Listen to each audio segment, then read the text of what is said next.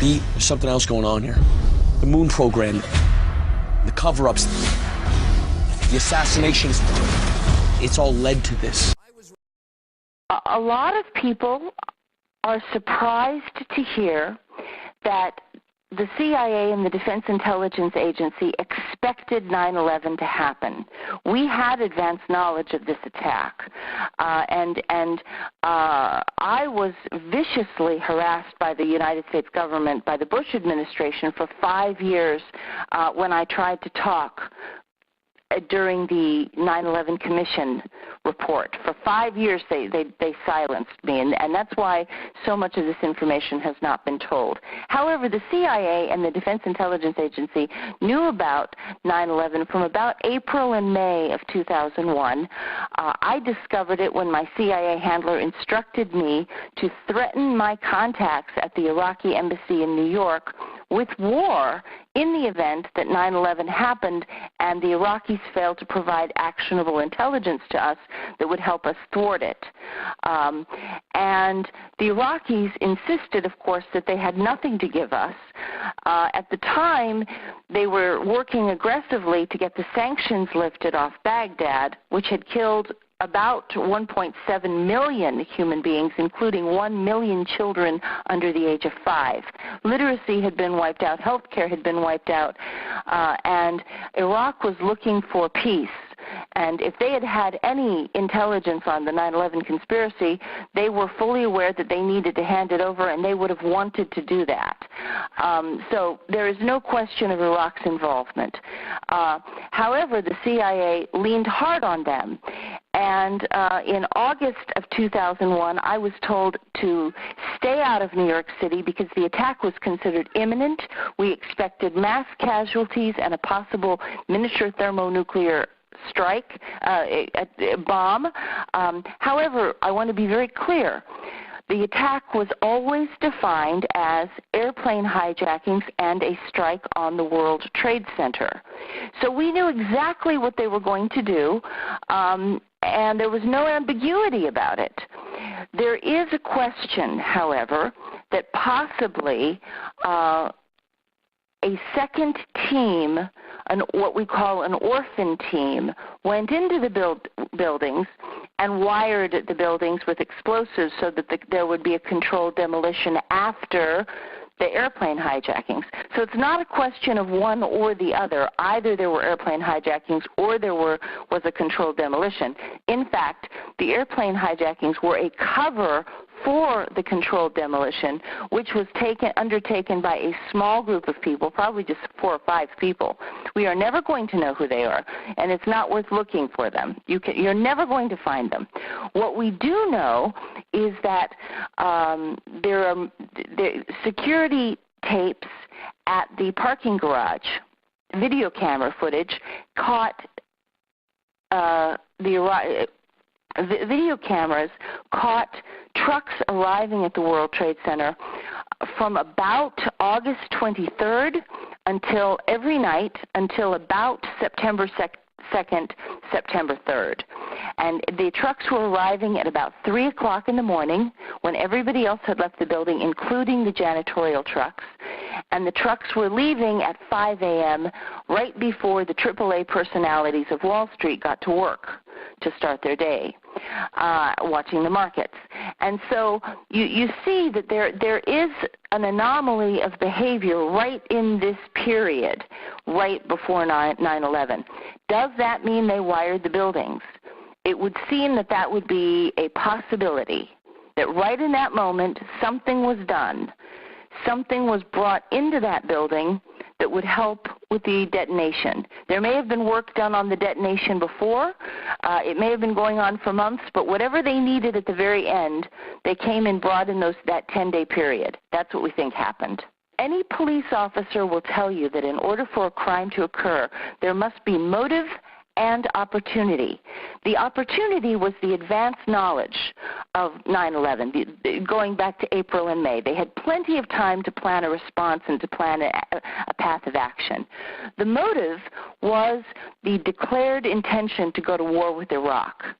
In the event that 9/11 occurred and it produced maximum devastation, and then the Iraqis could be blamed for that, whether they did it or not. So there is a motivation for zealots.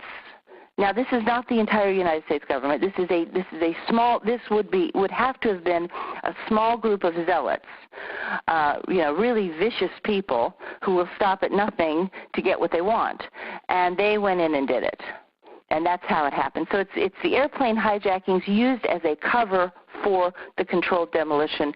Both sides are correct. Both happened. The scientists at NIST did not model the collapse of the towers.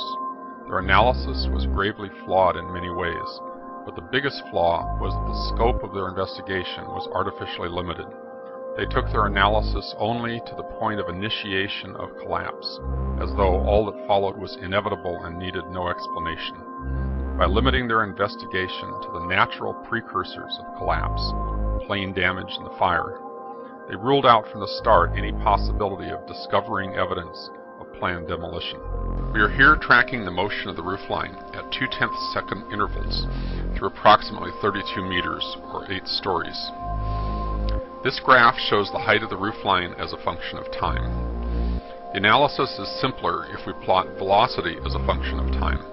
On this kind of a graph, a straight line indicates constant acceleration. First note that there is a sudden onset of collapse, as the point we are tracking makes a sudden transition from being at rest to an approximately constant downward acceleration. The slope of the graph indicates that the acceleration is 6.31 meters per second squared downward, which is 64% of free fall. As long as the top section of the building is in uniform downward acceleration, it cannot possibly be providing sufficient force to destroy the building. You might think a falling block coming down on the lower section of the building would exert a greater force than a stationary block. But that is true only if the falling block actually impacts the lower block, which would cause the falling block to decelerate. The only way the falling block can continue to accelerate smoothly, as we see here, is for the lower section of the building to give way without significant resistance. The top section of the building, whatever its condition, cannot possibly be destroying the lower section of the building. The destruction of the building must be caused by something else. There's a tremendous amount of falling debris, but under the canopy of debris, do you see the rapid sequence of explosive ejections of material? Some of the jets have been clocked at over 100 miles per hour. I will call them explosions because it's hard to find other words that describe what we are seeing here. The explosions are not isolated and few. They are continuous and widespread. They move progressively down the faces of the building, keeping pace with the falling debris. Notice that the explosions are occurring on multiple floors at once, over a wide zone, not in a floor-by-floor sequence that might be explained by pancaking collapse. Notice there are explosions far below the point of collapse. Some are isolated and focused. These are often referred to as squibs and are commonly seen in controlled demolitions. However, this is not a standard controlled demolition. The building is being progressively destroyed from the top down by waves of explosions, creating a huge debris field. The destruction is in waves, not just in one wave. Most obvious is a rapid sequence of explosions near the visible corner of the building. But simultaneously we can see another wave of explosions much further down the face of the building under the canopy of falling debris. Notice that the concrete is being forcefully ejected outward from the sides of the building, already pulverized to dust. Notice that embedded in the dust clouds are huge girders and entire sections of steel framing that are being hurled out of the building. The horizontal speed of some of the girders has been clocked at over 70 miles per hour. What could hurl heavy girders with such force and give them such speed? Some people have suggested that the weight of the tower crushing down on the girders caused them to flex, and they sprung sideways by a spring action. But we are not seeing isolated jumping girders. We are seeing a major fraction of the mass of the building, steel, concrete, office furniture, and the remains of human beings, reduced to small pieces of rubble and fine dust, and being explosively ejected in all directions. Bone fragments are found on the roofs of adjacent buildings. The bones were not crushed in the falling mass, or they would have been trapped in the debris pile. They were pulverized along with everything else and blown out in all directions. You'd get down below and you'd see molten steel running down the channel rails.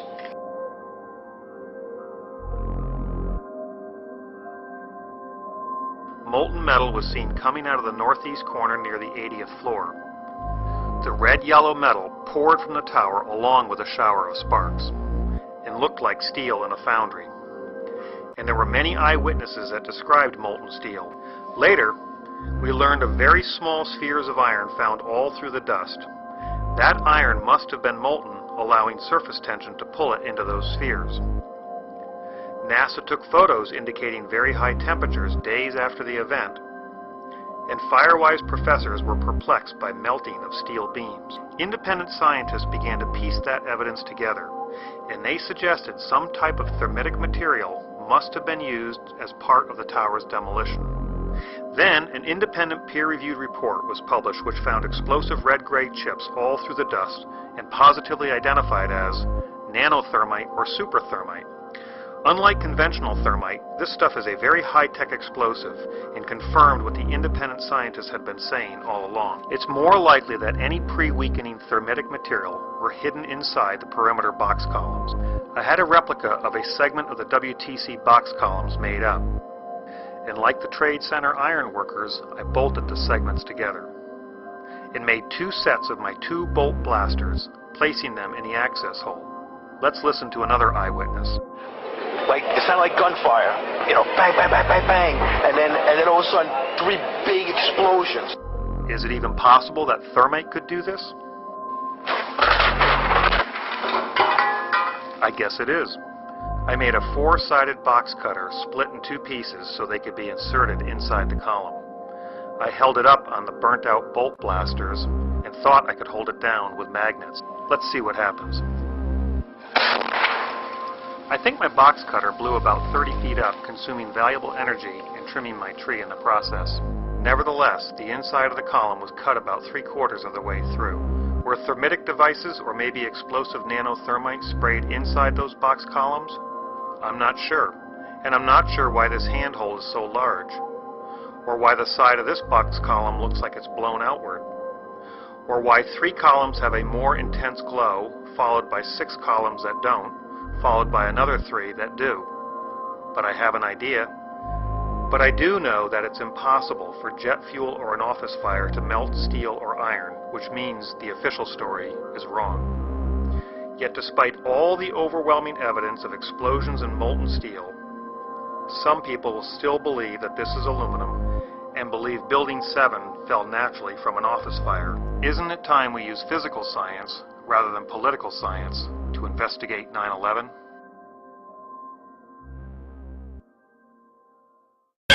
This is thermite. It's a powdered mixture of iron oxide and aluminium, which when ignited burns at 2,500 degrees Celsius, which is very, very hot.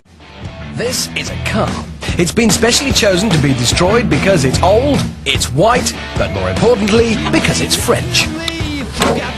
The engine block is the densest part of a car. It's basically a huge lump of metal, and well, it's very hard to melt. Lucky then, the Brainiacs have plenty of thermite, specially packed into the slow release mechanism of a garden flower pot.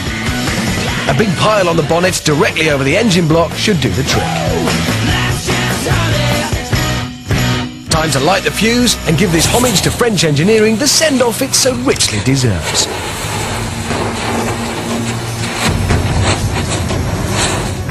The irreversible thermite reaction begins.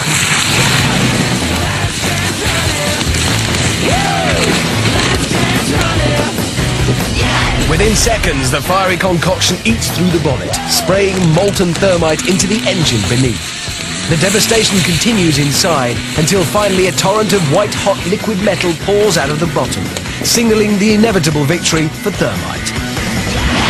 A quick check confirms a clear path of destruction through the engine. Years from now, they're gonna ask, where were you when they took over the planet?